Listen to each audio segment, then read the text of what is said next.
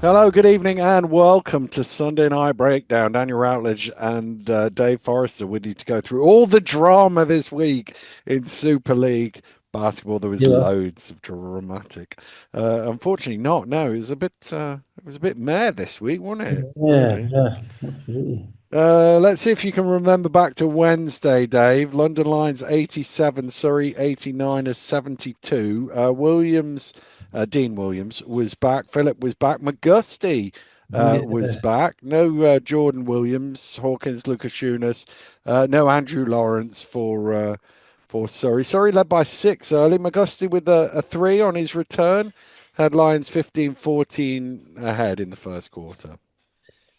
yeah. They're kind of loading up, aren't they? I mean, obviously, maybe the Lions have got ownership in some form of chair company. Mhm. So, They need a lot. they need a lot of chairs. There's a serious point to it all, which is, basically just the rule is that because of the salary budget that they have, they can have four imports playing, they can have six registered. Jonathan Williams has left this week. Yeah, that was announced Saturday. Yeah, it was announced Saturday, and he would have been the seventh because obviously they've got the four that you say were playing. That's Reynolds, McGusty, Scott, and Brown, Geordie Mm. Brown, who may be the four best Americans in the league. Mm. Not far off. There's a conversation there. Then you've got Hawkins and Lucas Younis as well as the other two. So Williams was number seven. So Williams has to go, and they've obviously decided that Price has made such steps forward, and they're playing in the SLB now, not the Euro Cup, so the extra size isn't something that they need. So thanks very much, Jonathan, but you've done your bit, off you go. On top of that, they then, in a escapade of wallet waving extraordinaire, Mm. decide they're going to sign Jordan Williams, Mm. which, given that Ovi Soko is coming back, Yeah. and I know they've got 12 or 13 league games left, so they do have a lot. They are going to be packing games in. I get that. Um, I think if you look at the schedule, it looks like every game is London at the minute. Yeah, If I you get look at that. the No, order. I'm not unsympathetic to that. But these none of these guys are in the top 10 in the league's minutes played this No, season. they're not. No. They're no, not probably the top 30 Mm. because they're all playing 22 minutes a game like they did today in the stroll against Newcastle. Mm. Um, and it just, I mean, I don't mind the team, running as deep a bench as they can. The more players, the better the bench, the better the quality. That's fine. I have a bit of a problem with having four guys sat out in street clothes. Mm. I'm not sure that's a good look for the league. That you've got teams who are running out threadbare squads because they can't add at this point of the season, and then London are picking up, as I say, a talented player. And look, Jordan Williams quite happy for him that he's got a job. He signed for them, no doubt. He's a player. He needs to get paid, so that's good for him. But it just smacks of emphasizing the imbalance, Mm. if Mm. I can put it that way. So yeah, so 12 is good. 16, I'm not a fan of. Mm. And that's simply but they've got a lot of games. And as I say, for Europe it's different because you need everything you can throw at Europe. But they're paying guys not to play, Mm. not to get suited up. Mm. I don't think I even mentioned Murray Goodwin. Is he the 17th? He might be the 17th player because he wasn't suited up today. So that really kind of gives you away that they're going full on death march. Fine, Mm. that's the sport, that's the job. They're not meant to be sorry for anybody else. Mm. And ultimately, if you're in for a penny, you're in for £1 million, aren't you? Mm. Mm. Or however many million, that's fine. In this game, they wore Surrey down. I mean, basically, Tyrone Lawrence came out and scored the ball on them. Tyrone Lawrence came out came out like a guy who was really annoyed that they lost that game against Leicester. In fact, the whole of Yeah. Surrey should have Yeah. been. And he came out and he made a point and he scored going left, he scored going right, he showed his pull up, but they couldn't get anybody else going. And that's Mm. because London have the ability and the capacity to lock down defensively. And with the unit that they have kind of settled on, they don't have anybody defensively you can pick on. No. No. Everybody is a plus defender in their position, either by way of size, quickness, or both. Mm. And Lawrence was able to score a little bit one on one. He had 20 of Surrey's 31 points at half time. Mm. And then London picked it up on him at half time, and you could palpably see the difference. And it's just difficult for Surrey to get a good look. Yeah. 7 points from Brown had them up five just before halftime. He then had another four, Magusti a three. They were double figures lead early in the third quarter. And then Philip had two threes in a 15-0 run in the third, late in the third. And that was it as a contest, 62-41. They do wear you down. I mean, they just do wear you down. But I mean, we had an SLB first down in this We had game. a comedy six-man tech. Comedy six-man tech. Yeah, Yeah. absolutely. Can't beat a comedy. The best thing was that someone needs to put Lloyd's running along the baseline Yeah. to the Benny Hill music, really. Because I mean, I mean, I did feel initially I thought to myself, how was he that open? Because I wasn't listening with the commentary. I was watching. Yeah. Um, how was he that open? And it's like rewind that. Hang on a minute. One, two, three, four, five, six. Yeah. Um, and my understanding, is that the refs are meant to count before they put the ball in bounds. Yeah. Yeah, they are. Yeah. Yeah. So the ref will put the ball in bounds without counting, particularly when there's been a Yeah. substitute administered. That ain't good. Yeah. The fact that it took the coach to run on the base, basically, it cost the referee on the baseline to tell them what had happened, Yeah. also isn't good. There is then an incredibly technical question that I want to get into with you, and please turn this off for anybody who's not a nerd, as to where the ball should have been inbounded. Well, that's an interesting question, isn't it? Thank you. I It is, isn't it? guess. Yeah. Aye. I guess. I mean, obviously they went back to the end line because that's where the ball was when the technical was called. But obviously the technical was called after a shot that was made that can't be allowed because there was six on court. So my So my has the ball suspicion ever is if been you follow inbounded? the yeah the if you follow the letter of the rule, it probably goes back to the sideline where they inbounded it, where London originally inbounded it from. And I would imagine, do you have to put the time back on the clock as well? I don't think they did. I think you have to, yes. Or maybe you don't. Who knows? This is a good one. Mm. Someone important tell us the answer to this Yeah, I one. don't know. It's My because initial thought obviously, was: is it the point that the whistle is blown for the technical, yeah. or does the technical occur once the referee hands Philip the ball on the sideline and they've got six players on the court? So my take is the technical doesn't occur until the ball is inbounds, Right. because I think the referee can Is it take it not? back off him before Is the it's. ball inbound or is it inbound or in play? Because it's in play when he hands him the Yeah, ball. it could be. It could be. It could be when it's in play. But my Just so sense is people that understand I've that, seen yeah. referees take it back after they've handed it to it in the past. Yeah, Whether they're allowed to or not, I'm not sure. no, But just so yeah, people understand in the difference between in play and inbounds, and I did say this was nerdish, so mm, sorry if you're listening.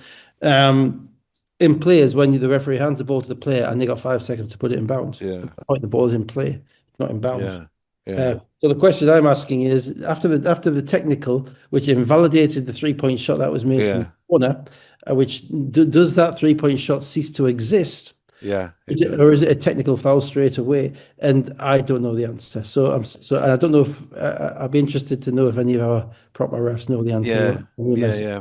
I mean, it's one of those calls that it used to happen back in the 80s, but the referees, I don't think, had the responsibility and of counting then. And I think one or two of them like to catch somebody out as well And nor because did they it's have the sort of, cameras. Nor did they have the yeah, cameras for people like us true, to true, make. yeah. But yeah, I mean, it wasn't great. It wasn't great. Mm, I mean, it's not great from London either. I mean, it's giving a point away, yeah, basically. Unless you can, I mean, when you basically when you sub somebody out to effectuate a substitution, somebody's meant to leave the court. yeah, yeah. It's End of the because it road. was, I think it was five on, five off, but it was five on and only four of them went off because Philip Uh, was down the other end, I think is all what it right. was. Okay. I think it was something like that. Cool. Anyway, you can switch back on now if you wanted to Okay. skip the nerdy bits. Brown, 17 points and six rebounds. Phillips, 16. McGusty, 13. Lawrence, 21.6 rebounds. Polite, 16. Lilly, 16. It was 36-2 in bench scoring, by the way. And if you look at that 21, 16, 16, that's for Surrey's three guard, yeah? Yeah. That's 53 points out of how many? It's 51 points out of 72. 21, 16, and 16. 14. 16 14, and sorry. 14. Yeah. 51 out of 72, out of 62, 72. 72. So teams struggle to score on London inside. Mm, You've got shot makers, you've got a chance. You got penetrators, you've got a chance. But their rotation defense and their interior defense rotations mm. and the defensive means they don't give up cheap stuff inside. Mm. So Small, for instance, who's been scoring at will against a lot of teams in the SLB, and Graham, they struggle. There's too many big bodies there. Rotations too good. Let's come to Friday and the one bit of drama of the weekend. Leicester Riders 78, Cheshire Phoenix 82. Leicester still without all their missing players. Looked like Cheshire would have too much offense for them early on. They led 17-27 after the first quarter. Yeah, they did, but we know with Cheshire, it's all about variance, isn't it? They shot 10 of 41 in this game, so they got out of it, from three with the skin of their teeth. Some of them were open, some of them weren't. I thought Leicester were quite connected in this game. Really, obviously coming off their win at Surrey, it's these guys, Bournemouth, Raffet and Sulaiman, even Nduku who's coming back. These guys have been fighting for a few minutes here, a few minutes there. Mm, Times they played well and they might play 18, 19, 20 minutes in a game. That's a totally different mindset to when it's all on you. mm, You get the opportunity. It's the opportunity. You know, you're not on a pro team if you can't play. You can play, you can find a way, but it's coaches' issues are always finding the balance between which guys need to play, and my best players need to play the most, which means that some of my guys who are trying to get themselves to that next level up are going to play less. But how do they progress if they play less? Well, now this is exactly what you do. You wait for players to disappear or players to be unable to play, and then suddenly you've got a chance, and it's put up or shut up, mm. and they put up. Yeah, yeah. The reality is they put it now. They have an advantage in Leicester because they've got a pretty solid system there, pretty solid offensive system. They Mm, don't go outside of that system that much. Little bit this year with Carey and Battle at times it's become a little bit guard centric, but in reality, the bigs roll, the floor is spaced, and they know how to get their cheap post ups when they've got a mismatch. mm, So they'll post up Johnson on a mismatch, or they'll post up it was Battle when he was there, and they move it out the ball. So the fact that those guys kind of came into it, and I thought, and obviously Martin is just going to be aggressive and finish around the rim. And Cheshire's probably weak point defensively, we've talked about, is at the rim. mm, Outside of Skylar, they don't defend the rim very well. And once you break down their initial defense, and they do have defensive principles, but you've got to break down the first principle, which is getting the ball inside the paint. Then you're going to be quite effective. And Leicester were, mm. and Cheshire missed a ton of shots. Yeah, they did. Yeah. I mean, and Leicester before. I mean, Leicester spent a lot of time in zone, as you would. Rob also rolled out the double giant lineup of Yeah, yeah, yeah, Menzies, yeah, which he had to. yeah. And that obviously the zone for that. And Massive gamble against Cheshire, but it worked. well, it's a gamble against Cheshire Town, but you're in for a penny, you're in for a pound, Yeah, yeah.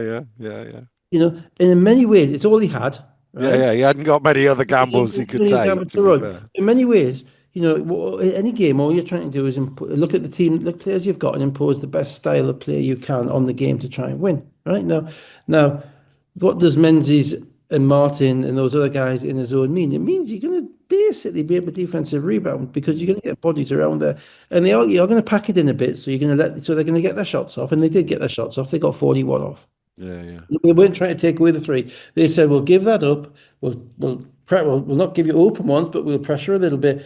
The zone is. I'm surprised more teams don't zone Cheshire because one, it slows them down. It means they have to make extra passes. Now, Manchester tried it a few weeks ago, and Cheshire made 6 threes in the first 4 minutes. Yeah. But they weren't in a zone; they were just standing in a square, right? Or standing in a square with it. That wasn't a zone. That was just us standing where coaches told us to stand. Now, a proper zone, again, for people, you can have different zones: two at the top, three at the bottom. You have one with the two at the top, one in the middle, where the middle kind of steps up a little bit more, and two at the bottom, where you can go full on, take away the 3 point shot. You have three guys at the top and two at the bottom, and you try and keep the ball out of the middle with long arms at the top. Leicester basically sank into a 2-2-3 which is what you would do if you've got a 7'2" guy in the middle because he takes up space. And it's not the NBA. In the NBA, you can't have a guy standing in the middle of the paint on defense, but in FIBA you can. And that kept them close. Mm. And to be honest, you had every chance. You thought there was every chance to win this game, and then they got kind of. It's always rains. It always rains when it Yeah, pours. yeah. Let's get to the first bit of the rain. Leicester 10-4 run in the second quarter, cut it to 32-34. Then they lost Flynn Bournemouth and Rafa to a twisted ankle. So the Knicks got back up 9 just before halftime. But then in the third quarter, Leicester a 12-5 start, a 13-0 run late in the quarter, and they actually got 9 up, 66-57. Yeah, and you know that you can make, we know you can make runs on Cheshire because Cheshire can make runs on you. That's Mm. the way it works. And let's be clear. Evie Johnson are talented players. They're Yeah, yeah, talented yeah. scorers, right? They're not guys who are just sitting there, six men in the league. They're able to score and impact the game in multiple different ways. They're not one-dimensional players, and you have to be in a position to guard them. Then, if you've got people rebounding for you, it's a great game for the guards because they get to shoot it and the other guys get a rebound. Yeah, yeah, They yeah. pressure you, well, they're just going to throw it to the big guy in the middle and he can score. Then they start sagging in, and you get Suleiman making a few shots, and then Dooku making a few shots, and suddenly the energy's up in the building, and the little engine that can is purring, Mm. and Suleiman goes down. Yeah, so Lyman hit a three at the start of the fourth quarter to make it 10, 69-59. But as you say, a couple of minutes later, he hobbles out with a knee injury. And Leicester were basically down to the bare bones at that point. And Pat Robinson with 12 points in a 16-2 run put Cheshire ahead 71-75. Yeah, I mean, first, I mean, the Suleiman and Bowen Rafi thing is just gutting because they're contact injuries. They're not, they could happen at any point, at any time. Mm, But when you're down three guys and you're competing with a team like Cheshire and you've got more games to come, and they're playing so well, to lose them is it's another gut punch basically. How many consecutive games with the same starting five did Leicester have last year? It was the whole season, basically. Karma. Yeah, yeah, yeah, Gets yeah. you. I'm not being funny. It gets you eventually, and that's not. It's just it's luck. Mm, What tends to be unfortunate is that more probably than I can remember, it's happened to British players this year, mm, mm, which really put a hole in some of the teams outside of London, yeah. in relation to some of the injuries that they've had.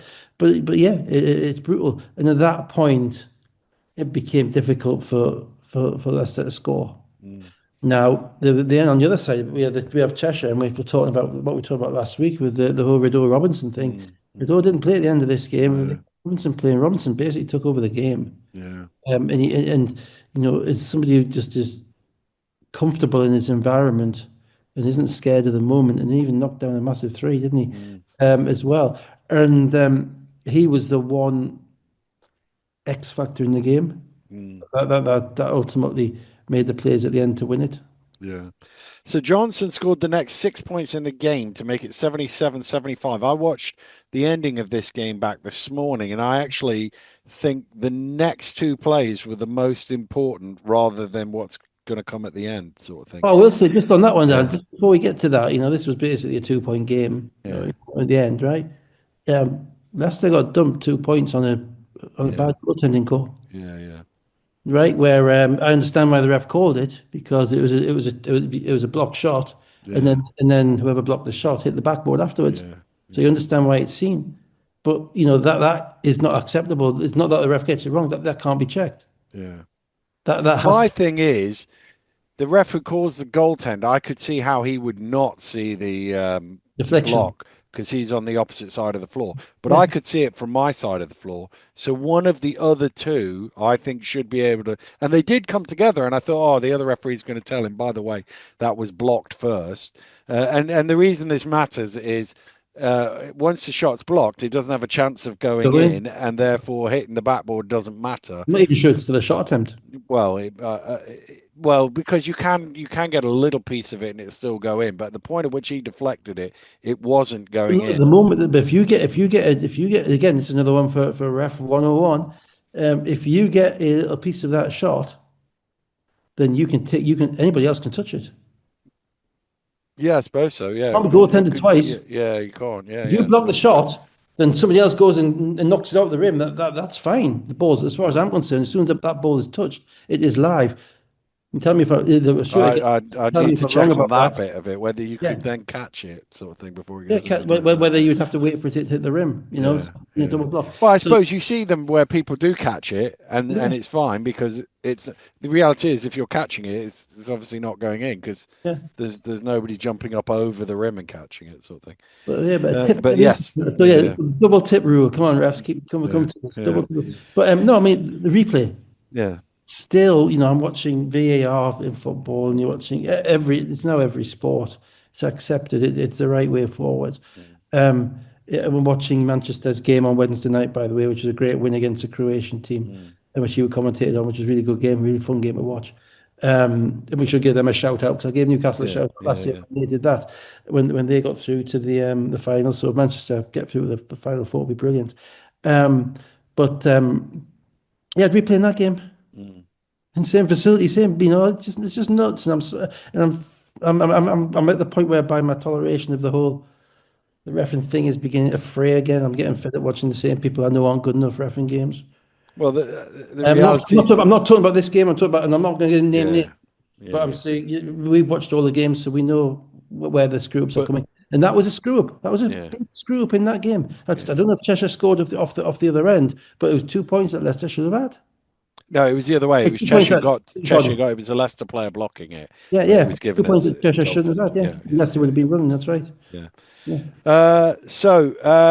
This is the bit I think actually was the point at which where Leicester could have won the game and didn't win the game. Mm. About a minute to go, Evie had a good look for three. It comes off the back iron. Yeah. Martin batting the ball away, trying to bat it back out to his guards, but actually Menzies was going to get the rebound if he Yeah. hadn't have batted it. Nick's come the other way. White misses the three. He gets the offensive rebound, kicks it out to Robinson, who hits a three. So instead of Leicester potentially being up five if Evie's shot goes in, or up four if they score, if Menzies gets the ball and goes back up with it, are down one at And they got what's it? into and they were able to run after the tip out, weren't they? That Yeah, was the yeah, thing. And Leicester have to keep Cheshire out of the running game because mm, if they've got those two bigs in the game, then there's not going to be anybody to pick up those tip outs. yeah. You got it. If he's going to be getting back on defense, the two wings are going to be getting back. Very difficult. You don't have that extra body kind of around the 3 point line. So yeah, rebounding is the secret battle, isn't it? Always, especially offensive rebounds for threes. So it's 77, 78 at that point, 49.7 seconds to go. Leicester come back the other way. Johnson, a bit down a blind alley, ends up getting a shot off, misses, but gets his own rebound. Nduku is fouled and sent to the free throw line. Nduku is 1 of 5 from the free throw line this season, makes the first. The second one rattled out. So 25.7 left. It's tied at 78, and Cheshire have the ball back. Yeah, yeah. Well, yeah. It was. I thought the way he made the first one, I thought he was making the second one. Yeah, yeah, But yeah, it's tough. Yeah, it's yeah. tough. Robinson fouled with 5.1 seconds to go. He makes both free throws, 78-80. Yeah, Timeout. couldn't argue that foul. Yeah, You've got to do I think from memory, I think he may have been hit twice. I can't. yeah, yeah. But he went to his. They forced him to his right. To be fair, Mm, but you've got to be so disciplined at that point. You've got to make him yeah, make that play over you. yeah. Timeout, advanceable. Evie from miles out misses the three, goes out of bounds for a Cheshire ball. There were some questions as to whether it was tipped. In real time, I thought it was. On the replay, it was hard I really thought to it was tell. tipped. I thought it You was thought, tipped. I thought it was yeah, tipped. I thought yeah, 99% it was tipped. Players, one pro player doesn't miss by that much. mm, No, not Travis Healy is not missing by that much. Not short and right that way.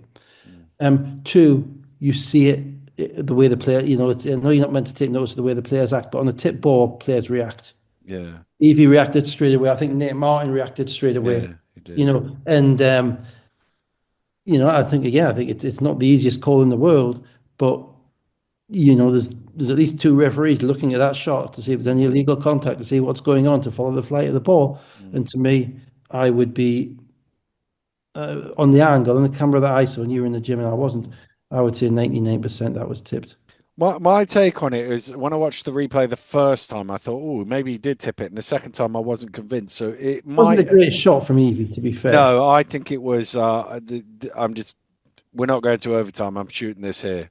Yeah, I mean, he wasn't comfortable in his ability to create a Yeah, better shot for yeah, himself in 4 seconds. And to yeah, be fair, that's probably not his skill set. yeah, He's a dribbler. He's a guy who probes defenses as opposed to like a battle who would take mm, one dribble and rise up and ch chuck it from anywhere or care. He yeah, would yeah. attack.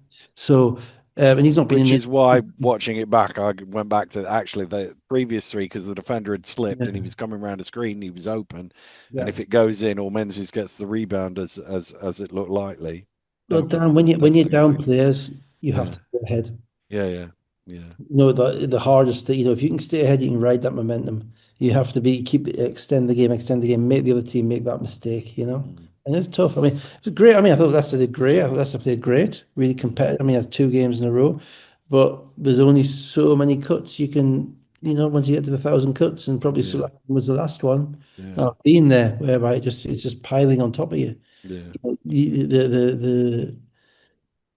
The reality of the odds and the numbers just comes out when you at the end of the day. Cheshire had players to choose from. They had Rideau on the bench. I'm quite sure Leicester would quite like to be able to have a Rideau on the court. yeah, yeah, yeah, yeah. Uh, Another 40 minutes for Travis Evie, 19 points and 8 assists. Johnson, 40 minutes as well, 19 points, 13 rebounds. And Martin, 13 points and 6 rebounds. You won't have seen it, Dave. Somebody asked me on Twitter today before the game, Leicester Caledonia game, Evie playing 2 games in a row of 40 minutes, what the record for that is. Obviously, I can only go back to 2008, but any idea the most consecutive 40/45 minute games? Um, I wouldn't be. I mean, I remember I played Charles a lot. Yeah, yeah, yeah. It's not Charles. No, but Charles, there was a set of playoff games whereby Charles didn't come off the Yeah, court. If I'd even yeah, thought about subbing him off the court, I'd have been in the locker room myself. yeah, yeah, Because we only had 6 players or something. I mean, that was the yeah, 14-15 season. And he played 40 in the playoff final as yeah, well. Um, the most consecutive 40-minute game, I think you have to give us the team, I think, to yeah. be Well, do you want to guess a number first of how many it might be?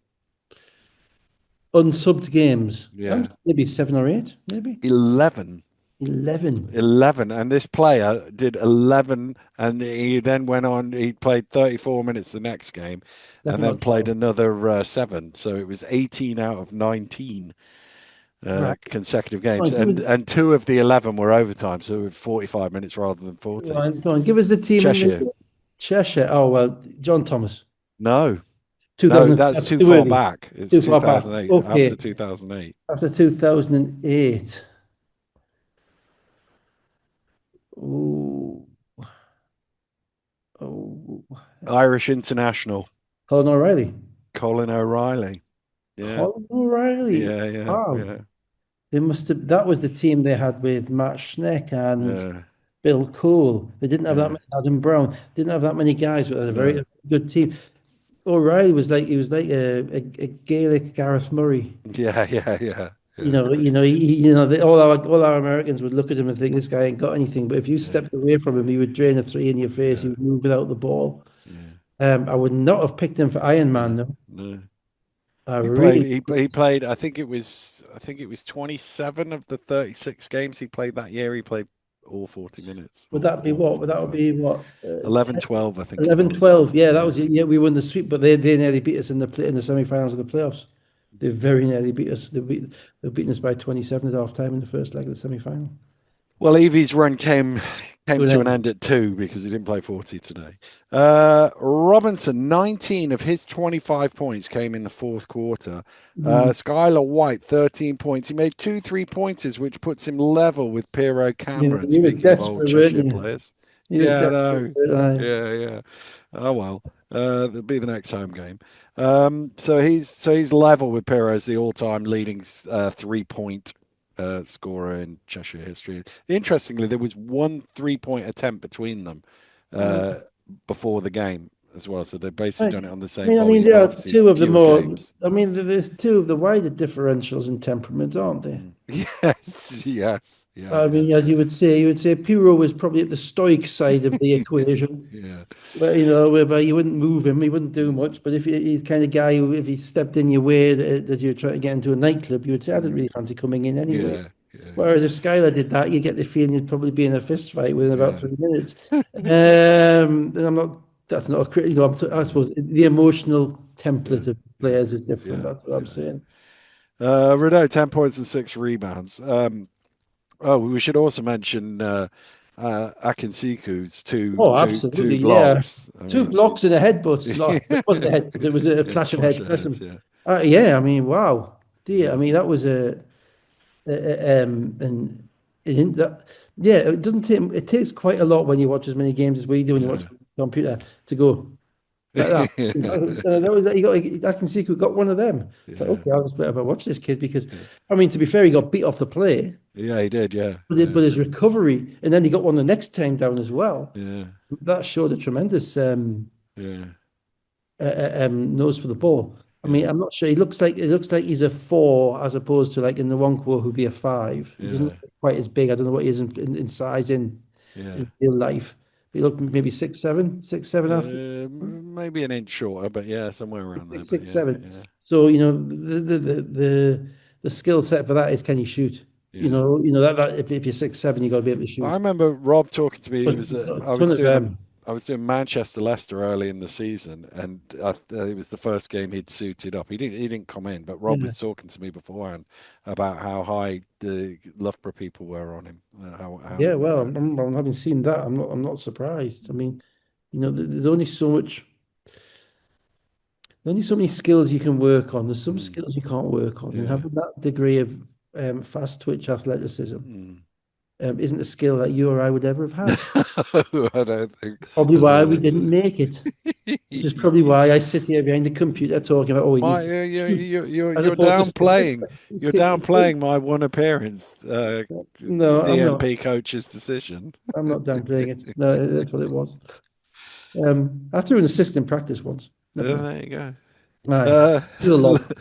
let's go to Newcastle. Newcastle Eagles 104. Caledonia Gladiators 80. Burden was back. Conway didn't play. No Fab Benley for Caledonia. It was 10-10 after 4 minutes, but then Eagles on a 14-2 run to lead 24-12 after 7 minutes. Yeah, Kenway and Fabben, they're both dressed. So I think that was DMP CD, which Mm. is coach's decision for Well, those. it's what all the best people get. Yeah, absolutely. Yeah, aye, indeed. But I think yours would have been DMP coach, DMP CNI, CNI, what's that? coach not insane. I Dip Donaldson was a perfectly sane person. Yeah, yeah, exactly. Indeed, that's why you were Mm. DMP. Anyway, yeah. So they didn't, and obviously that's when Newcastle have had their recent success with basically seven guys. Because Yeah. Cam ever since Stootle was out at Manchester and watched his team, stink it up from the back row. He's kind of formed some judgments about, I think, some of the things that they need to do better and what they've become is a far better team when they switch defensively and when they're small and they're scrappy, as opposed to kind of all looking at each other and keeping the middle clear, which means you get more space for your scorers. Um, Caledonia still, unfortunately, gave the impression of just too many cooks. Mm. Um, and too many cooks at the same kind of all making the same kind of broth. Mm. Nothing particularly different. Um, the Wright came off the bench, um, which is obviously where he excelled for Leicester last year. But Leicester, Caledonia this year is not Leicester last year. No, You know, um, and I'm afraid defensively they weren't competitive. no. Um, and Newcastle out hustled them. They got extra points of offensive rebound. They won kind of the inside outside matchup at the five with Okafor and Delpesh. And they played with a degree of confidence in what they were doing while Caledonia was still kind of mixing and matching. Mm. And in the first half, well, it was 60 odd points. And the Eagles haven't, Yeah. really haven't played offensively particularly well all season, you would say, but the rhythm of their team and I just think the comfort level that they've got playing Mm. defensively when they switch a lot and with long. I mean, it's what they did last year when they got to the final when they beat London twice. Mm. They didn't have any centres and they're long at the No. five spot. It wears them down. It's going to be hard. but long and Okafor at the five spot. It causes extra problems for teams. And Clark is developing into a pretty solid player, which Mm, is what they needed him to be. yeah. And that game was done at half time. Yeah, I'll be honest with you. I put this on when I got home on Friday night, and I kind of zoned out from it. It was there, and I wasn't really. I don't Yeah, know I anything mean, else from it. it was one of those few kind of we haven't had many happy wins in Mm, Newcastle, for the last couple of years, whereby you even when they had a bit of a third quarter run, mm, they get down to like 11 or 12, you didn't really think there was that much jeopardy in it, no, no. which is rare, as I say. And I think, and even that run came when Clark got his fourth foul, and then I think Burden was on restricted minutes, so Eagles went away from their two guard lineup, and they just had Taylor and Watt in the wings. That's not really worked all season. Mm, And that offense gets more clunkier in that situation. Taylor dribbles a lot, and the other guys aren't as comfortable. Um, but yeah, it was kind of a happy night out for the family. mm. And I don't know if anybody else has got it, but obviously I wasn't at the game last week. Eagles have bongo cam.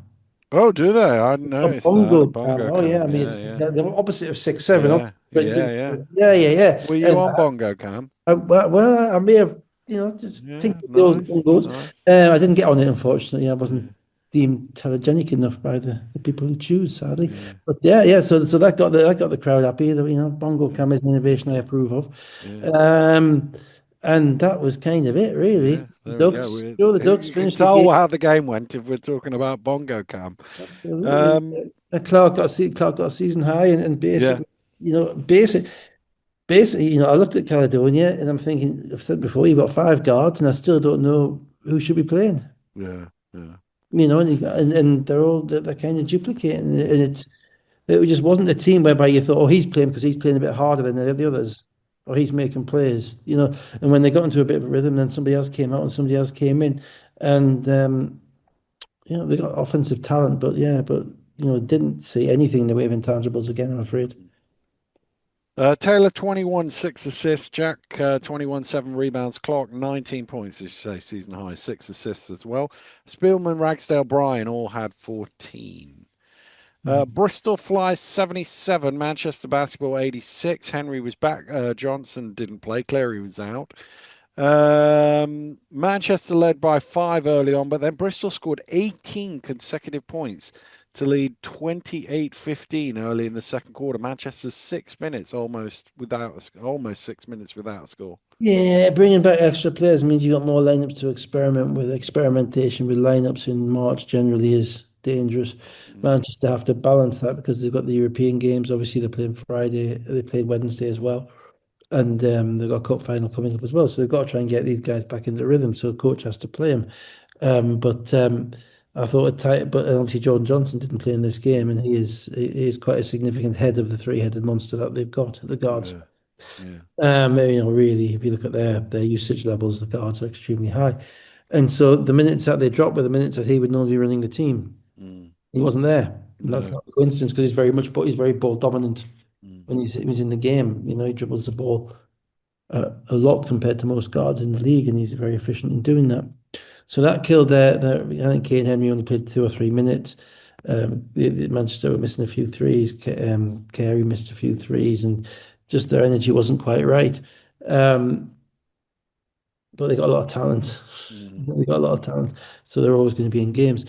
Um, they also in this game benefited from again having they've got three guards, but they also got three centers. mm, And Nicholson basically struggled in this game big time.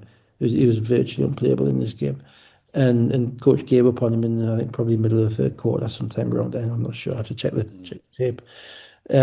But then that gives you Osborne, and then that gives you Shelton as well. And Yeah, Shelton, yeah, that's the type of game that you've got a Shelton for. yeah. And this is the type of game whereby, um, you know, just moving this out on the macro scale, the financial status or the financial circumstances of the teams, and more specifically, how much are they willing to spend, Mm, makes a difference.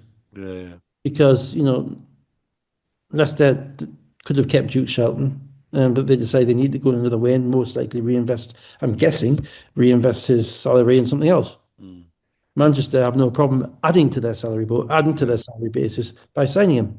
And it's the same thing with, now again, it's not a criticism, it's just the reality.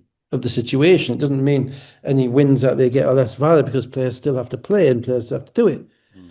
But it's how the deck is kind of slightly stacked because in certain games, when one guy's not got it and another guy's not quite there, you've got Kai and Cleary who's out, Kane Henry who's not back, Matt Nicholson's not got it going. Osborne might get into foul trouble. Then, oh, well, how nice to have someone like Shelton to give you nine points and 8 rebounds in 10 Yeah, minutes. yeah, yeah, yeah. Wow. And that is purely financial. Mm. Because, if you look at every other team in the league, if they were in a position to just add another player, they would be doing it. Yeah, And yeah, probably the only team that have outside of London and Sheffield, London and Manchester, probably Sheffield with Faro, albeit they cut Deloach, so that yeah. might have been, and they cut and lost James as well, so that's probably been financially neutral. Mm. So that does make a difference. And what we're seeing now is the two deepest teams are probably playing the best basketball coming in. That's London and Manchester, probably the best two teams in the league. I think we can probably safely say that now, because of their depth. And it's not just depth. It's not just having 10 players who are pro players. It's having the talent. Three guys who are starting guards. Um, Cleary, he would start on most teams. Abdul who would certainly start on most teams. Three centres that you can rotate.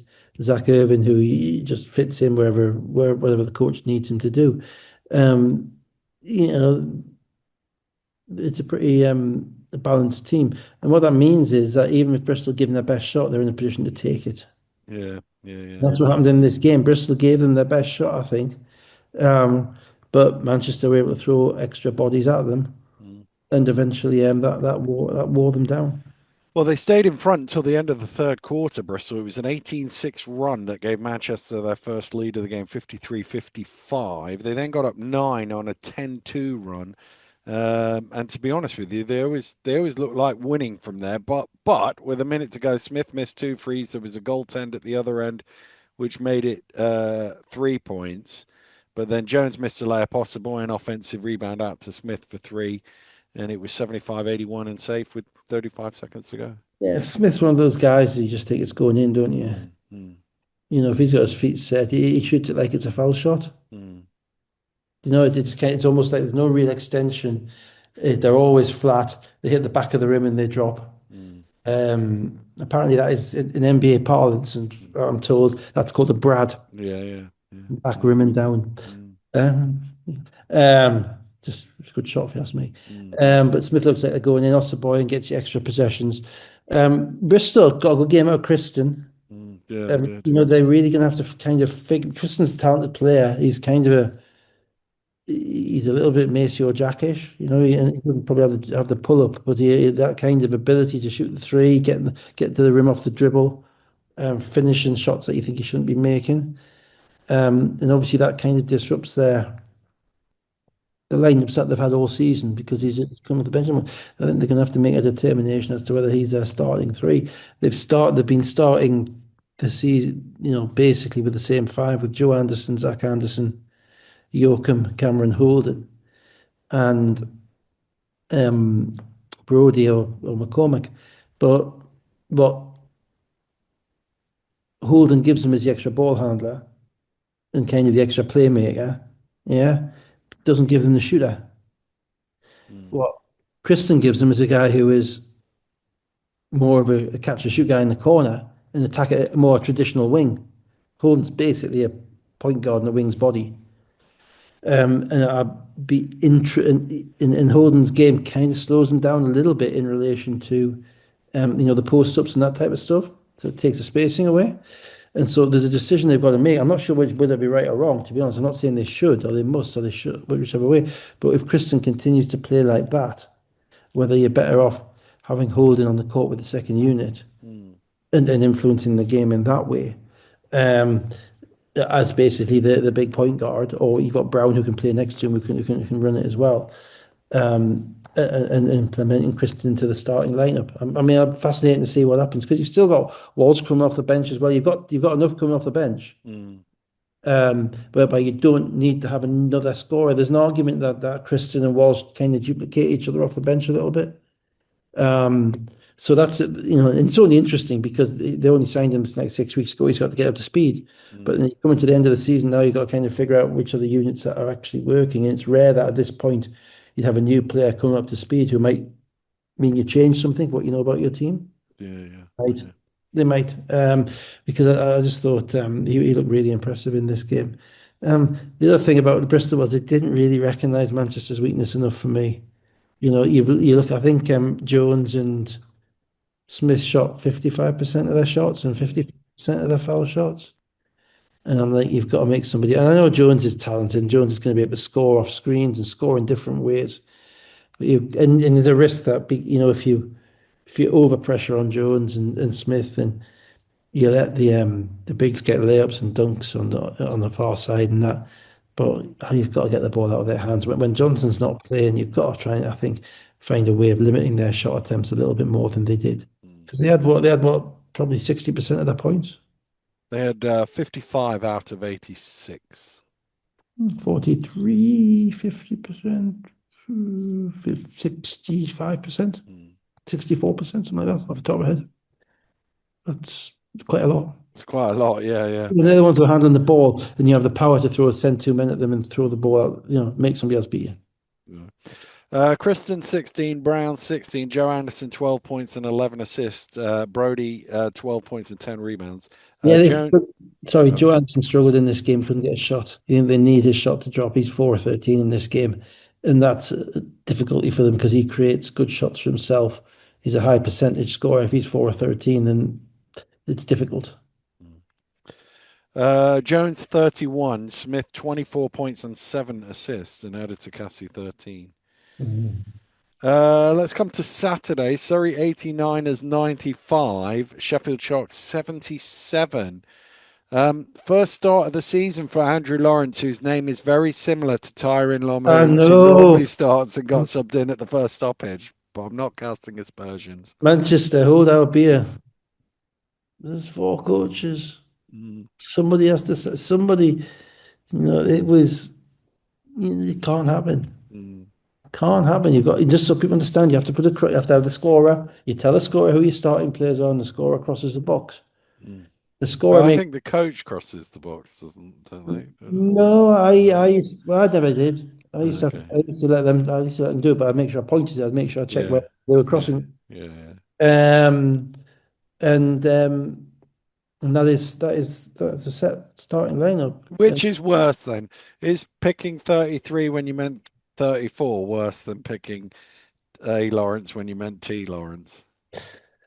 I don't think. I think they're both equally inept. I'm afraid. Given the gap on the score sheet is obviously much bigger between four and what does Tyrone Lawrence wear? 21, is he? Can't I remember now. mean, but the biggest thing I'll say is you need consistency of selection on this. So you need to have the Yeah. same person doing it every week. Yeah. Yeah. Yeah. Maybe somebody wasn't there. Maybe Maybe. Yeah. somebody else did it. So fucked up. Whatever. Yeah. Maybe there's a reason for it. And in the grand scheme of things, it doesn't mean that much. Andrew Lawrence loved it because he came up and jacked a three his first touch, Yeah. knowing that he was coming out straight away. That's an Yeah. old veteran pros move. But it again, tension. It's nah, I'm probably making too much of it. Yeah. Yeah. Probably making too much of it. I mean, you can get hoity-toity about attention to detail and all that stuff. Yeah. But in the grand scheme of things, Yeah. people screw up. Okay. Polite with 8 of the first 10 points as Nine is led by 5, but Sharks scored 9 in a row to lead 10 to 14. Yeah, Surrey finally came off like a team that had lost six in a row and were playing with a degree of urgency. They obviously played a little bit like that against London, but London just too good. Mm, They should have been embarrassed after the loss against Leicester. I'm sure they were. Polite came out and knocked down threes, knocked down shots. Sheffield started Kane and brought Nixon off the bench, and Ali Hodzic just kind of taken on quite a big role, quite an early stage. mm, Really quite a focal point for them. And it kind of changes the way they play a little bit. Routinho not playing as much anymore. Glasgow playing bits and bobs. I still couldn't tell you what their best five is. mm, Still couldn't come close to telling you what their best five is. Um, I think William Lee is probably in it. mm, I'm not sure as a four or a five, probably as a four. But there's just not enough. Again, like Caledonia, Sheffield have a lot more talent, but their intangibles aren't where they need to be. And the difficulty with putting a guy like taking a guy like Coutinho out is that he provides you with most, and Coutinho and Glasgow provide them with most of their intangibles Mm, at the moment. Nixon is Nixon, Chapman, and obviously James isn't there anymore. These are European quality players. Nixon and Chapman, European quality players. High level guards, shot makers, whatever. Um, but the chemistry between the chemistry just isn't where it needs to be, mm, mm. and the ball moves appears to move more naturally amongst the Surrey guards than it does amongst the Sheffield guards. Yeah, yeah. I don't know. I mean, that's really it's probably a bit harsh, but it's because I can't back that up with numbers and I can't back that up with data. But just an impression. Mm, That maybe maybe the nature of the players because Polite is a prober, whereas Nixon and Chapman are probably scorers. mm, So, and Lily obviously a pure scorer, but Lawrence also, Tyrone Lawrence also a prober. What a prober is somebody who will kind of look at three different options before they make a decision. mm. Whereas when you can shoot the ball like Prentice Nixon, you take one step around the screen. If there's nobody there, you're shooting it. Yeah, yeah. You know, and I just so the kind of the chemistry with Sheffield just seemed to me to be off, and ultimately it's not about how many you can score. It's not about what you do at the offensive end or who can score the ball. It's can you get stops, and they couldn't get stops in this game. Middle of the first quarter, Ling caught one in the nose from Ali Hodges, but he obviously went off. I believe he went I to don't think it was bed. deliberate, but I mean, No, how a referee doesn't see it as a foul is beyond me. yeah, that's I just. think I mean, I didn't think it was a pointed elbow Mm, insofar as it wasn't a kind of one of them, but it mm, was kind of blocking out, and I think Ling's a yeah. big guy, and I think he hit him instead of he hit him on the chin. But how a ref can't kind of see that is a bit difficult to comprehend. Mm. I don't Sorry know if it then. I don't know if it actually harmed. Sorry, I don't think this was a game for Ling. Mm, I think this was a game when they went small. Sheffield really struggled to deal with them. mm. Sorry then. It seemed to be taking it in turns. Lily scored eight in a row late in the second quarter. Small then scored eight in a row in the third quarter, early in the third quarter, and Niners were 58-47 ahead. Well, what happened was, Atiba obviously was struggling with the defense. Some of his guys were playing on, as you say, Lily. If you get Lily catch and shoot shots, he's going to make them. He's Mm, 40% from three. Now, to be 46% from three when you are primarily a shooter, right? He's a scorer. I mean, he can score you off the dribble, but he takes a lot of dribbles to get a shot. Yeah. So to be 46% from three when the three is your main threat means both you're a hell of a shooter, which he is, but secondly, not every team in the league respects you as a hell of a shooter mm, mm, because he didn't get those looks against London, mm, right? Obviously, London have guards who are 6'4", 6'5", and wings like Dean Williams and Aaron Wright can switch out to a 6'6" and 6'9". So it's a different kettle of fish in relation to what everybody else has got, the tools. But so he got his shots early. Then in the third quarter, Sheffield decided that they would go. They kind of changed their scheme and they started hard hedging or almost putting two men on the ball screen. Um, what that means is when someone sets a ball screen, normally a defender can either go back like Matt Nicholson does with Manchester and sit in the middle of the paint, or they can kind of come up to the level of the screen and then retreat just to try and slow the ball handler down, or they can really kind of blitz and double the ball, put two men on the ball, and say, look, he's gonna have to make a tough pass out of those two men, and then they're gonna have to beat us 4-on-3. Well, the first part of it was fine to put two men on the ball, but then Isaiah Small just caught it and scored a little, yeah, yeah, yeah. and just got to the rim. Mm, Got to the rim, got to the rim, got to the rim. So the second kind of part of the defense just wasn't there. Um, and so I kind of respect the fact that they tried to do something different and they put a bit more pressure on the ball, but it failed. mm, And sometimes you do that as a coach when you're trying to jack your team into doing stuff.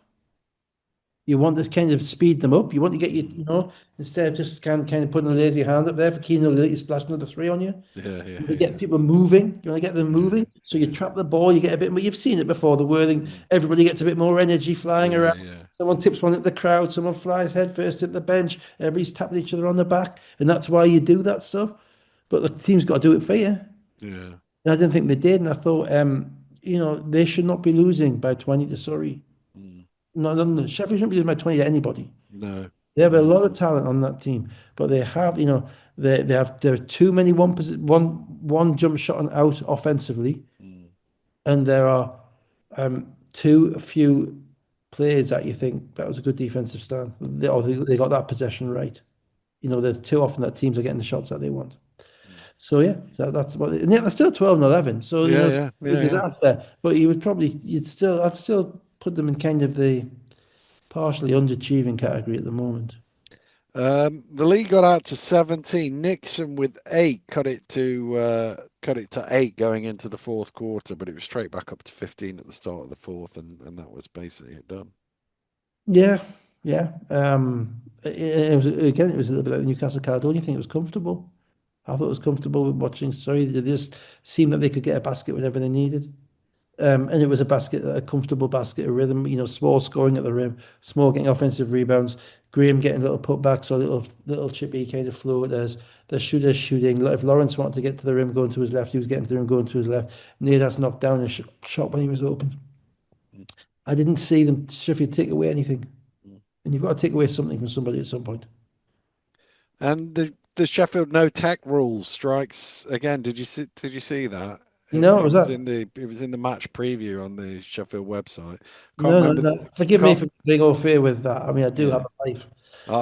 To be fair, I was pointed in the Yeah, I direction of bet you it. were. Yeah, yeah, yeah. Uh, So, I can't remember the exact number now, but Sheffield are like 630 win percentage when they get a technical, and 450 or something when they don't get a technical. So they need a T to win. you need to win. So A random stat, of course. yeah, but it's a nice. It's good though. I like that. Yeah. Small 23 points, 8 rebounds, 8 assists. Lily 19 points. Polite 18 points, 11 assists.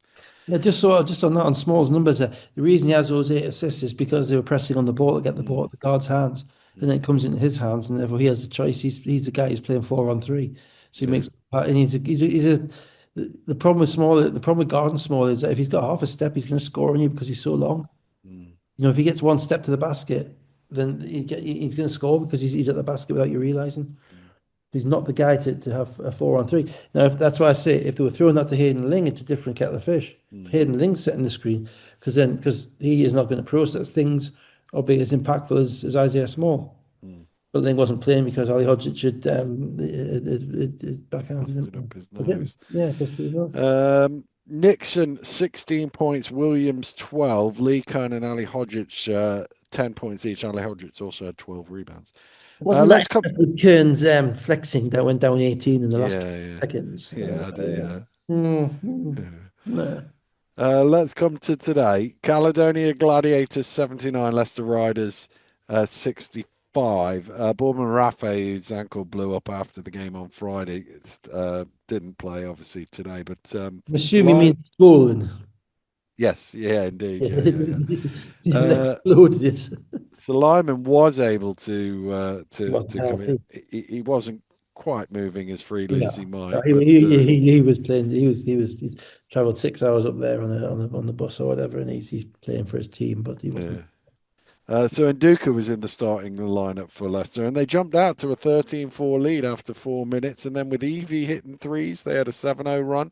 They were 15-30 ahead. Evie with 13 points in the first quarter. Yeah, I mean Caledonia's first quarter was abominable. Mm, Um, they didn't challenge shots. Leicester sat in a 2-3 zone, what we were talking about before.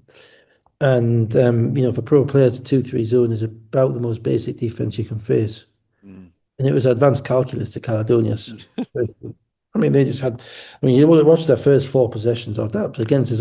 Oh, dire. They've got. I mean, it's part of it's personnel. I think. I mean, they're all.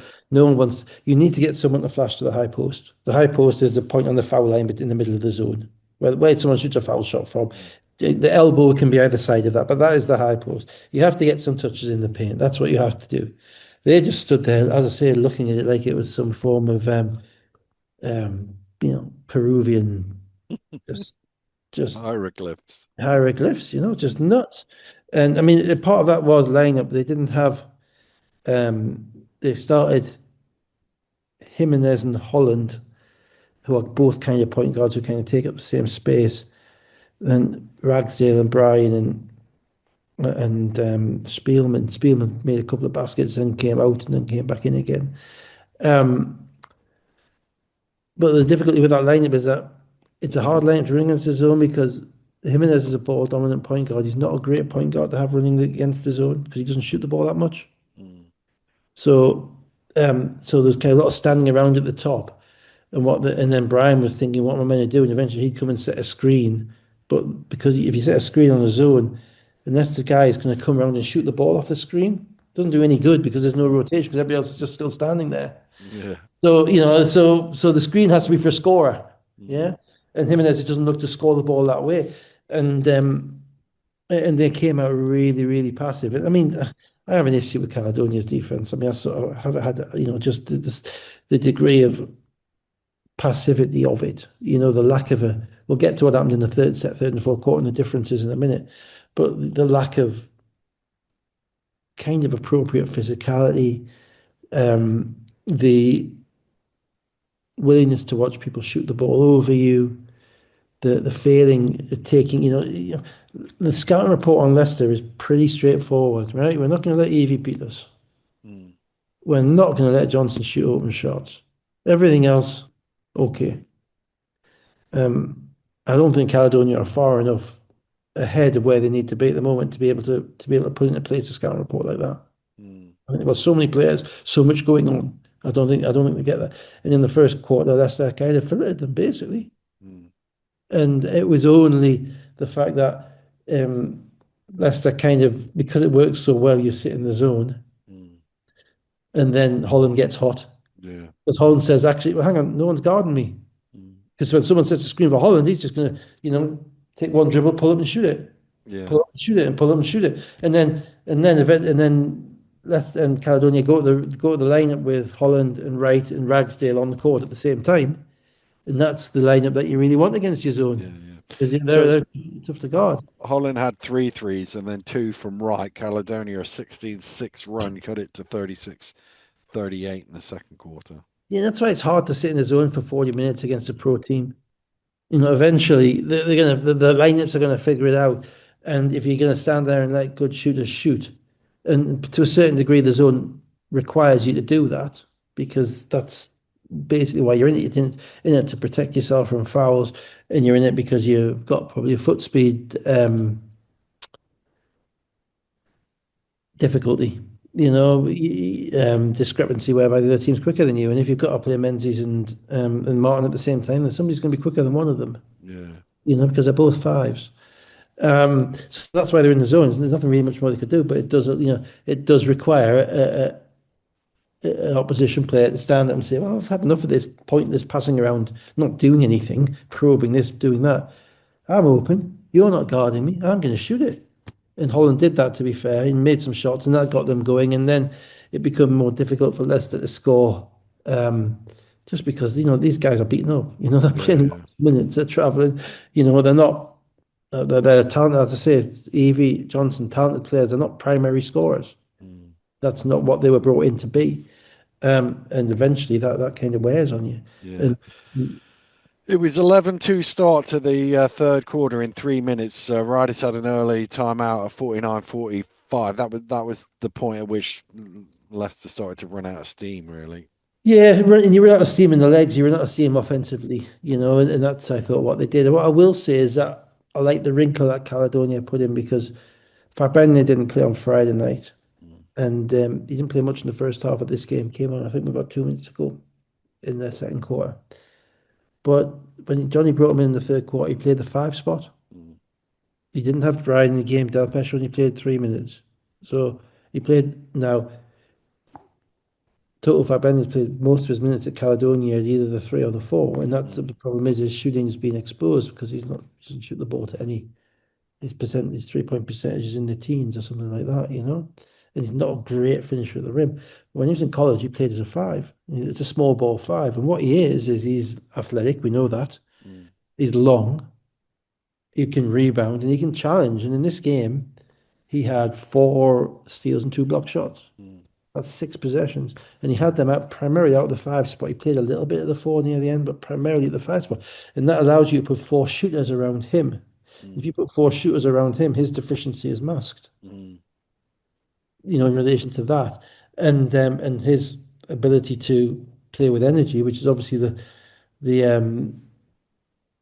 thing that Leicester are are shortest of, which is mm, energy at this point.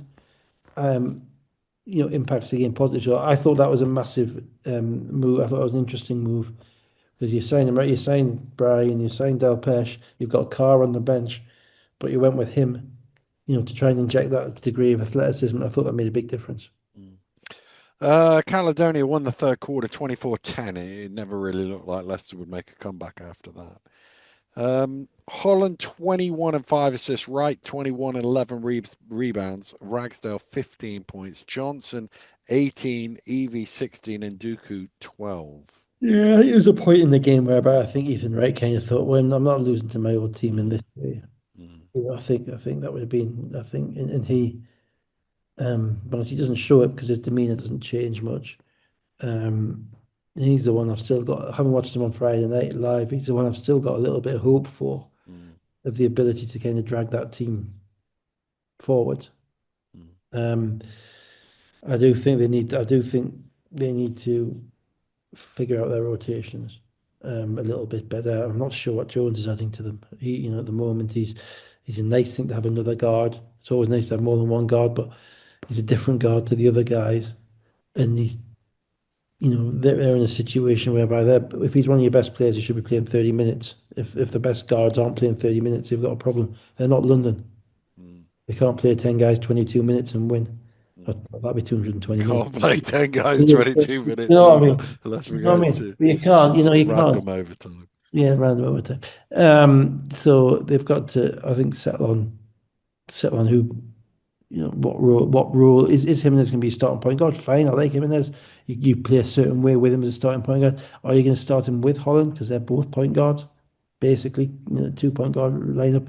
Is Wright better as a sixth man? Really? I mean, yeah, for me, he's the best player. I'm not sure that he can be. It's a difficult one, that one. He's just put it 21-11 from the sixth man spot, so you probably say why change that. Um, and then, you know, is Bentley going to kind of supplant either Del Pesh or Bryan and actually play a bit of the five spot? And will that make a change? Because it might do. It might just change the way they play a little bit. Let's go to the final game. London Lions There 9, wasn't no more games done. 98, Newcastle It's Eagles finished. 70. I forgot to write down who was and wasn't playing for this game. Well, I think London were playing and Newcastle weren't, was Well, I think the London were playing, and then there was I mean, there was a delay at the beginning of the third quarter, I think, where Sabonis went to dap up his whole bench, and 10 minutes later the game started. Um, it was a I'm not whole salty. quarter behind the other game. It What was a was going on? whole. I don't have no. I mean, there weren't many fouls in the other game, but there was a whole quarter behind. Yeah, it's, Obviously, we mentioned Williams had left. It was 12-8 after 7 minutes, but Eagles went one for their first 13 shots, and London had a 23-2 run to lead 35-10 yeah, well, after Mark. I 12 mean, if minutes. anybody wants to go back and listen to Graham and Mark on the commentary in this game, because I thought they absolutely nailed virtually everything that they said. And Mark said it in the first minute and a half. He said Newcastle have to keep the scoreboard ticking. Mm, And the difficulty for Newcastle is that Caledonia's defense and London's defense a week yeah. before the final Mm, is the equivalent of going from, you know, Vauxhall Conference to Champions League, mm, you know. And on top of that, Newcastle are playing bodies down. They are playing size mismatch down substantially against anybody else they can manage. But, you know, Cole Long's having to guard Joel Scott and Ethan Price and those type of things. It becomes a little bit difficult after a while. Um, and they're playing their second game of the weekend. mm, And outside of Mitch Clark, they weren't basically ready to play. mm. You know, Mitch Clark attacked from the beginning, got to the foul line a few times, but the other Newcastle guys were kind of running their stuff. We're going to do this because it's been working for us. It's been well. Hang on, no, this is London. Mm, This is London a week before a game against a blood rival in mm, a final in that blood rival city. You know, there is absolutely no way in the world that, and this is London's, I think, best 12 players. mm, You know, on the best 12 players, and you only need to have the best seven or eight. So you've got Tariq, you know, you've got their four high level Americans, McDusty, Scott, Jordy Brown, and Shavar Reynolds. Then, as Mark Clark said on the commentary, you've got kind of Ryan Williams and Scott Ryan Williams coming off the bench. You've got that right. mm, You know, it's just an absolute smorgasbord of talent mm, in SLB terms. I mean, we had him, Adamu hardly played. mm, You know, he'd be playing 40 minutes for Leicester. He wouldn't be mm, playing much short of that for Newcastle, you know. So London just turned their defense up to 11 to quote Spinal Tap, mm. and Newcastle just weren't ready for it. And after the first quarter, you know, the only interest in the game was basically the comedy refereeing and whether Stutel was going to chin someone. I only half saw it, but I did see him run on the court to pick up whoever it was on the ground when he got a technical, and so I didn't Well, quite see. Had the game stopped when he ran onto the court, or did no, he? no, he made sure the That game was stopped. that was why he got the He technical. I made didn't sure see it did it. because Hammond got basically thrown into the into the stand. And I'm afraid one of our favourite refs again was standing looking at it and thought nothing had happened. Um, yeah, again, listen to the commentary if you want to hear a bit more. I mean, there's a replay of it, you know, I mean, literally. Um, yeah, I mean, there was a good game in the part in the Stade de France last night, wasn't there? Yeah, Uh, yeah, yeah, you know what I yeah, mean? yeah. And so yeah, so at that point, Until the clock went past 80, and then yeah. So it until turned. so at that point, Eagles are down 20. You know, what have you got to lose if you're the Mm, coach? You know, you fly yeah, on yeah, there and you know and you make the point, which is, hang on a minute, it's hard enough for us to play these guys without you not being able to see something like that from a foot. yeah, You know, so but yeah, it was fun because it was equivalent to, you know, Lloyd's chase down the touch, like chase down the yeah, yeah, for the 6 mile on the court thing. yeah. Um, you know, and I mean, look, the reality is, I've said, you know, there are some people who I'm afraid aren't up to the speed of the game. Mm, Shouldn't be, and shouldn't be rough with it. When I said I'm losing a little bit of sympathy with the whole kind of fix with the whole thing now. I am a little bit because I'm seeing the same people make the same mistakes or similar mm, mistakes. I'm seeing people who, and that tends to suggest to me that there isn't any, there's no recourse. mm, Nothing's been done about it. You know, everything has to be meritocracy. You know, when everything is videoed, everything is watched. I know from speaking to some refs that, you know, they will get breakdowns of all the calls in the game that are made. That, you know, they will break down it themselves sometimes to see, was I right about this? Was I wrong about that? The older refs will mentor the younger ones, and have a problem with refs who aren't at the highest grade, refereeing in the highest grade basketball in this country. When we've got refs who are at the highest grade who aren't refing, I have a problem with that. Albeit I understand that, you know, you need to show a little bit of loyalty to people who've helped you out when the league was looking for refs at the beginning of the season. But I can't be having it with, you know, I can just about get away with that argument for young people who are going through the highest grade, but I can't be dealing with it if you're over 60. mm, I'm sorry. There's no way. And you know, that, I mean, for that I mean, that sounds like, you know, I've got nothing else to talk about in this game apart from the fact that you know, London absolutely splattered Newcastle. So it yeah, does sound like a little bit of sour grapes, but it was so egregious that call. I would have done exactly the same as Stuart. I'd have probably been in the locker room. mm, yeah, You know, I'd said, look, we can't come.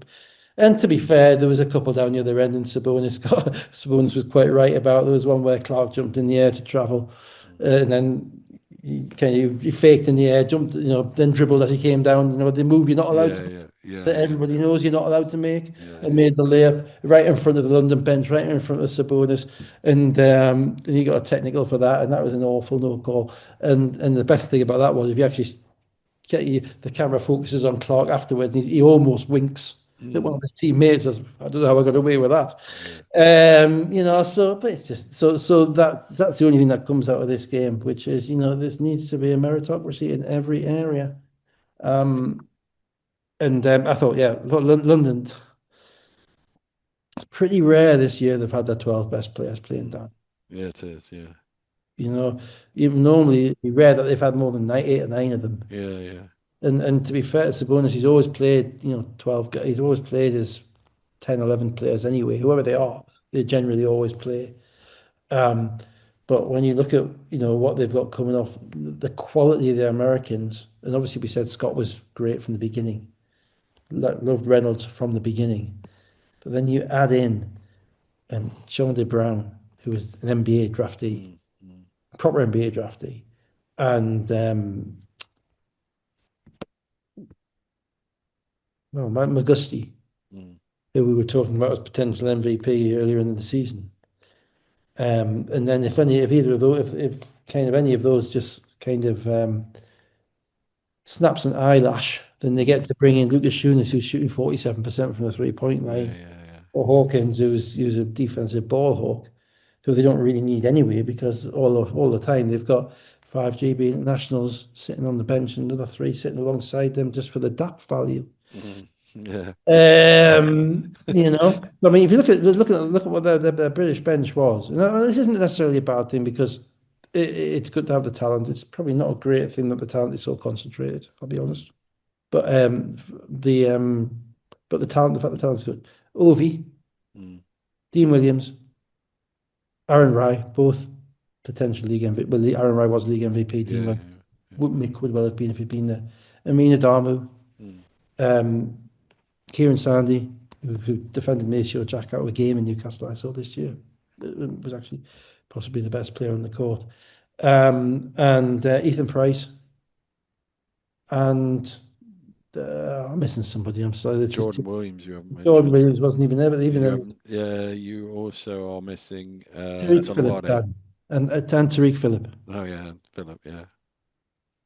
So so uh, that's a lot of talent. Mm. I'm happy at justifying that talent if they're not 6-12 in Euro Cup. Mm. And I'm happy at justifying that talent if there's a salary cap, which is a luxury tax, which is resulting in them signing 4 players on the bench and the distribution going to other teams. Mm. And because ultimately, um, we're in kind of an arms race in the league at the moment, um, with what appear to be slightly better owners than the 777 gang, because it's the Lithuanian guys and the American guys at Manchester, who I did a podcast with each other recently, Len, Ben Pearson. But part of that, they accept, and it's part of their business plan, that they're going to lose money, Mm. right? That's the reality of it. And then that's a startup. And me and you, we've seen it year after year after year after year, decade after decade of, there's only so much money people are willing to lose. Either they don't have the money anymore, 777, or they decide they don't want to lose it anymore. The Coop Group, the Sheffield guys, whatever, going back into the 90s. Now we have, on the face of it, we have better basketball people involved. Insofar as there are people who seem to be in it for it, certainly, obviously, Lithuanians have is as much experience of running basketball at a high level in Europe and what works and what doesn't. And some of the American guys who are back into it now, into it in the other clubs as well. But it's still broadly the same. London's accounts, they lost 4 million last year. And that's fine. That's not on them. Um, that's on the competition. If the competition is fine with that, that's fine. Their job is to win games on the court. Um, but what we've talked about over years is governance Mm. and actually putting together a structure that is the very best thing for everybody, which makes sure that all the talent that we can get, that we can pay, that can be played to be pros, preferably British talent. I know I'm bigger on this slightly than you, but can play here. But we're in a world now which is rather crept up on British basketball, probably crept up on continental basketball as well, whereby financial governance is regulated in nearly every sport. Mm. Sussex County Cricket Club just got fined, I think lost 12 championship points for next year Yeah, yeah. I saw because that. they were 1.3 million in debt or over the salary cap or whatever. Yeah. Don't get me started on what the ECB did to Durham 10 years ago Yeah, on yeah, our yeah, podcast, yeah, yeah, yeah, right? Um, UEFA's just brought in new squad cost rules yeah. in relation to Champions League football next year, and the Yeah. Premier League has as well, which I think is It's 85%. higher though, Obviously, yeah. 85% of squad cost, 70% for European teams and 85% for Premier League teams. Obviously, you've had this with Leicester, Mm. whereby sporting sanction has been caused. We've had I'm not sure what the penalties are in the rugby union, but obviously Worcester went bust, owing Yeah, 90 million. yeah. Um, and I'm pretty sure there are rules in place about spending there. Yeah, well, the Saracens, didn't they? They got Yeah, relegated, didn't they? absolutely. So, everywhere we look, this stuff is being regulated, Mm.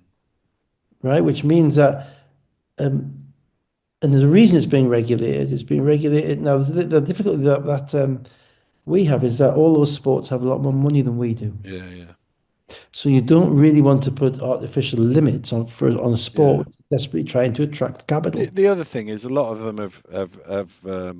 have got it wrong as well. I think how football have played it out has actually made things more difficult for Yeah. not just not I'm not talking about my team, but for it becomes very difficult for I mean, if you go down the Essentially, the road. status quo, Yeah, if you basically. look at Newcastle, for Yeah. example, Newcastle have more money than anybody else in the world, and they can't spend it all. Well, they do. And Most of it's being blown up at the moment by the well, Iranians. there is that. But But then even Forest came in and were trying to get from a team that hadn't been in the Premier League to 30 for 20 years or 30 years, whatever it was, to stay. And the only way you can do that is by investing money. And obviously, you then will build your income up at a later point. It's that. But I also get how many football teams have gone into administration, gone bankrupt, and even a few of them have disappeared. So, but I yes, would say they haven't. And I don't think anybody's got it right yet. the answer is it's not simple. Yeah, it's not As I simple. say, there are competing factions, and it's certainly, and I'm probably only talking about it in relation to this game because there's nothing else to talk about in this Yeah, game. yeah. And secondly, this is the week whereby we've seen the extent of London's bench, and it's the end of it. But I think it needs some thought. I'm not sure that they've got. I mean, this thing, or you've got your budgets above this. You can only play four imports. When we're back to Guildford Kings days of every high level British players playing for Guildford.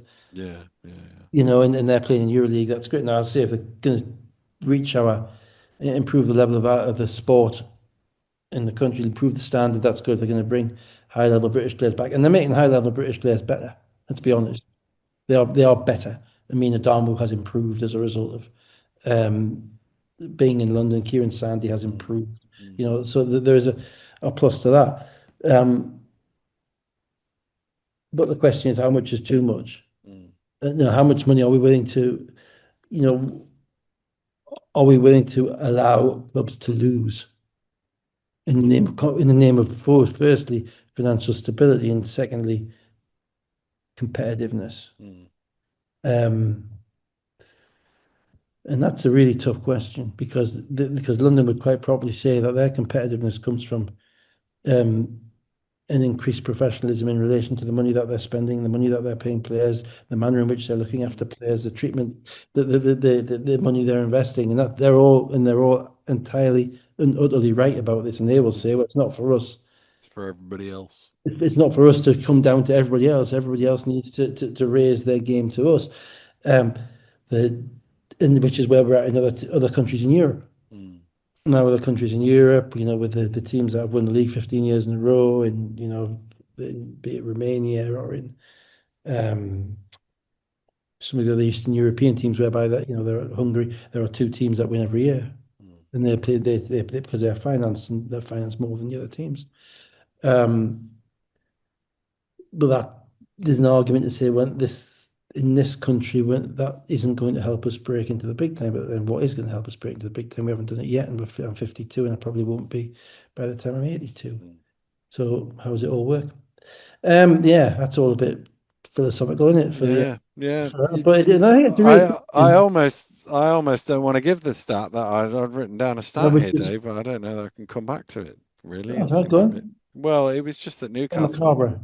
Newcastle were 5 of 22 from the floor at half time, but they were 14 of 19, so they actually outscored free throws versus field goals. It was 14-12. They had 26 points, and London had 37 bench points at half time and 11 different scorers, Yeah, sort that's right. to your Yeah. point. No, so I don't know. I'm open-minded about it, to be honest.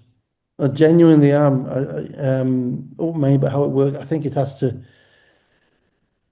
The problem is that we don't have the money, so you can't take the sport doesn't have the money Mm, because it doesn't have TV money. It doesn't have central government sponsorship. It doesn't have governing body sponsorship like for Twickenham or a rugby union or Lords or Premier League. It doesn't. It's not ubiquitous, so it doesn't have the money. So whenever money comes in, we want to attract it. We want it to be around. mm, But then that gets you into the kind of the 777 thing. And as I say, the problem is that get to the highest level in Europe, which is where these guys would like to be yeah, and where yeah, we'd like them to be, it's millions. And the yeah. only thing that I was going to say, which kind of complicates the conversation compared to every other time we've had this conversation, either before this podcast or just since it's been on, or in the 90s, the 2000s, 2010s, is NBA Europe. Yeah. Because no one knows. No. No one knows how that is going to impact it. And everybody is kind of positioning themselves, I think, to try and work off the coattails of it. It's that question of if NBA Europe goes as advertised, Hmm. and you have a team in London and a team in Manchester, and Yeah. presumably they are the two teams that we already have, but it's not. It could be two different teams. Who knows? But the idea or the the proposal is that the teams play in their own domestic competition. So Yes. if it's not the two teams who are currently in the competition, then it'd be two more teams added into SLB because they have to play a domestic competition. But the sort of finances that are being proposed for NBA Europe, and again, we have to see it all play out, are far in advance of pretty much everything else in the league. And it might be that again, it's that question of how do you maintain a sort of raison, a reason for Yes. people to turn up in Absolutely. Leicester or Bristol or Surrey or East Kilbride if they know they've got no chance. Nothing else to do in East Kilbride. Yeah, Sorry, guys. Um, yeah, exactly. And on top of that, they're really fascinating, wasn't it? What happens with visa rules?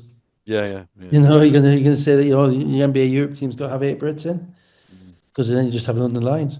yeah, Or are we going to say that it's a free for all?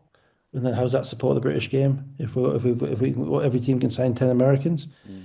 Um, and Presumably where's that the, becomes where, a conversation with the government as well as well, of the course, it becomes a conversation with the government, and well, we know how well they go, don't we? yeah, yeah.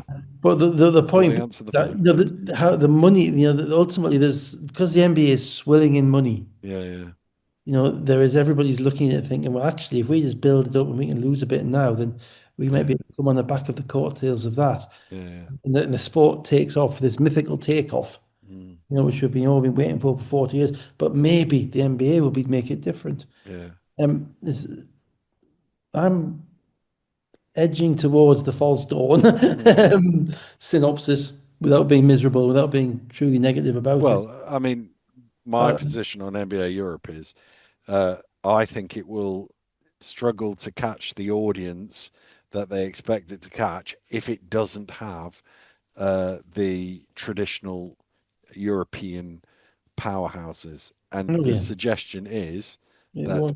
almost all that are currently in the EuroLeague, who are broadly speaking the traditional European powerhouses, are not leaving that competition.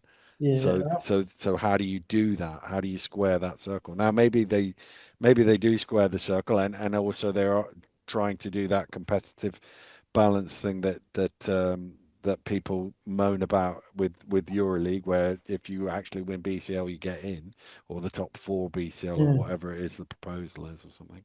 I don't know. It just seems like there's a lot that has to play out. And having watched European basketball for 25 years or whatever, it's sort of like this. It gives me 2000 to 2002 vibes. yeah. That's all I'm saying. It's basically, yeah, that's very well described. It's basically it has to be EuroLeague with lipstick, doesn't it? Mm. And then that's not really what they're going for. No. And how it plays out in London and Manchester in what is it, In it some ways, it's how it plays out interested in London and populace. Manchester is ancillary The to main NBA problem, it's Europe. not Yeah, ancillary yeah. to us. But it's yeah, but it's You the know what I mean? front and center in this country. It's front and center. And the Yeah. reality is that the minute that you step into London and Manchester, by their definition, certainly London, they count as a flagship. Yeah, yeah, yeah, And the flagships that can't fail. yeah, Now, that means, I don't know how many games, whatever, but that means, 20,000 people in gyms once a fortnight, maybe if they're going to play the EuroLeague schedule mm, on a regular basis to watch players. And let's be clear about this: NBA, these aren't going to be NBA players. no, The NBA players are going to be in the NBA. yeah, yeah, Yeah, it might be that they rival, China for some of the kind of the borderline NBA players, mm. but we're not talking about players who are far behind. For instance, John Day Brown. And yeah, exactly. Uh, And again, he was a high level player. if EuroLeague keeps the vast majority of its teams or all of its teams, there's Yeah. going to be players of that level and maybe even higher playing over there as well. So there is that sort of Yeah, exactly. So, it, so you're looking at G League. potentially. Actually, you're looking at G League players. I mean, and we've got some pretty good G League players in our league at the moment. So Yeah, people, yeah, and I don't, and I'm a great believer in the fact that the great British populace is unable to recognise the quality of a basketball game from about 3 feet is right in front of their yeah, eye. yeah, yeah, People think, oh, the standard's rubbish or the standard's brilliant, and, yeah, and they don't understand the differences in the levels. yeah, Because it's just, oh, he can dunk, he's great, he's great. Everybody is great until they play against a team that's better. yeah, yeah, Well, today with London Newcastle. Newcastle have won 4 games in a row, scored 100 points a game. yeah. Scored 20 and a half against London. Why? Yeah. Because London are better, deeper, stronger, quicker, faster, Mm. and locked in, Yeah, yeah, right? That's the same Newcastle team. yeah, yeah, They're not playing quite as well, probably not quite up, not quite well. But even so, it's the same team, the same players who dropped 110 on Caledonia or whatever, yeah, yeah, 110 on Cheshire. But it's about levels, and yeah. levels in basketball are not, unless you know the sport. And sadly, and the reason we do this is because we try to help people know the Mm. sport. And unless you know the sport, it's very, very difficult to ascertain levels Yeah. of player. So, yeah, good luck educating the great unwashed British populace. Yeah, good luck with Mm. that. Anyway, That sorry. was a diversion off, wasn't it? High version. Scott 13 points and 8 rebounds. McGusty 13 points. Brown 11. Everybody scored 54 bench points. I mean, top scorer is 13 when you've got 98 points. And no one scored. Well, no one played more than 22 Yeah, minutes. yeah, yeah. Says it all. Uh, Burden 16 points, 6 assists. Jack 14 points and 6 rebounds. Clark 13 points. I thought this was going to be less than an Yeah. hour when we Sorry, started, but there you Dan. go. London Lions have qualified for the playoffs. They are 17 and 5. Cheshire Phoenix have qualified for the playoffs. They are 16 and 11. Manchester Basketball 14 and 10. Sheffield Sharks 12 and 11. Bristol Flyers 12 and 12. Surrey 89ers 11 and 13. Leicester are 10 and 11. Newcastle 10 and 15.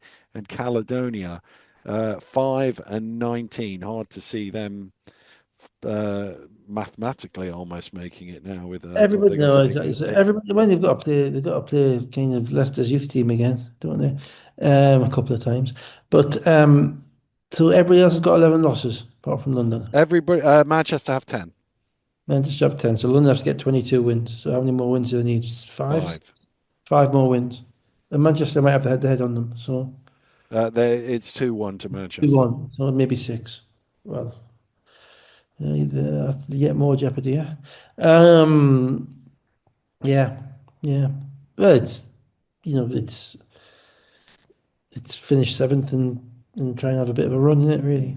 Mm, mm, Just get in the top seven. Don't yeah, be it. don't be hate. So, that's Oh, all don't be hate. Right. On that note, we'll call it a day. It's cup final next week, oh, yeah. so will be a Monday. But there are a couple of league games we might do them beforehand. I don't know. We'll That's a work something out. that's going to be a fun game because Manchester aren't going to back down. Manchester got a lot of talent. If those three guards are going to make plays, and ultimately, to beat a very, very well drilled, talented, long, capable team like London, you have to have guys who can make plays, Mm, and guys who can go off, who aren't scared of the moment. mm, You almost have to have a team of individuals. mm, Um, and Manchester can't take that box. mm, 7 foot centre. They got three guards who can score the ball and other guys who aren't going to get in the way. mm. And that's why they're beating them twice. And so, oh, and the ultimate loose cannon in Osborne. Yeah, yeah. So who knows where that goes. Um, so yeah, it's probably one of the better finals, Mm, one of the more looked forward to finals. yeah, yeah.